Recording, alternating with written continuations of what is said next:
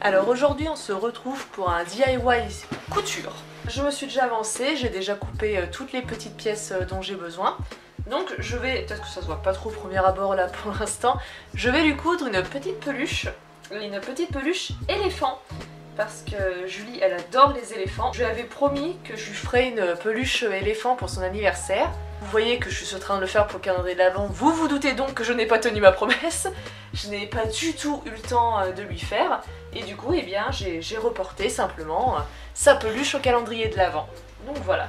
Donc là, tout ce que j'ai besoin de faire, c'est de rajouter des petits yeux. Je vais voir si j'ai des boutons là dans ma petite boîte. Je vais essayer de trouver deux boutons identiques. Et chose, je suis contente, c'était pas prévu. J'ai aussi, ah putain j'ai mis où?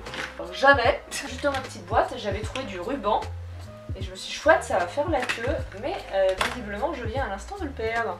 C'est bon, l'honneur est sauf, j'ai retrouvé le ruban. Donc j'ai retrouvé un petit bout de ruban comme ça, tout rose, qui fera la queue. Et je suis contente parce que du coup bah, c'est juste la taille idéale et ça traînait là dans ma petite boîte de couture. C'était pas prévu et je vois que c'était dedans, donc j'avais dû le garder exprès pour quelque chose, je ne sais pas quoi. Et du coup voilà, je le mettrai là comme ça dans la petite fesse pour faire la petite queue. Est-ce que je mets des boutons transparents? Est-ce que je mets des boutons noirs? J'ai plus de boutons de différentes couleurs, c'est dommage. Et après, donc j'ai choisi un tissu d'une autre couleur pour faire à l'intérieur de l'oreille. Je trouvais que ça allait faire mignon. Je vous montre grossièrement à quoi ça ressemblerait. Voilà. Ça ressemblerait grossièrement à ça. À la fin. Normalement. Donc là en fait ce que je vais faire, je vais coudre déjà les oreilles, le tissu, la polaire avec le tissu. Je vais coudre le petit bouton de chaque côté pour avoir les deux yeux. Et après bah, je pourrais commencer à coudre vraiment l'éléphant, après rajouter les oreilles, etc. Donc allez, et bah écoutez, il y a du boulot, c'est parti.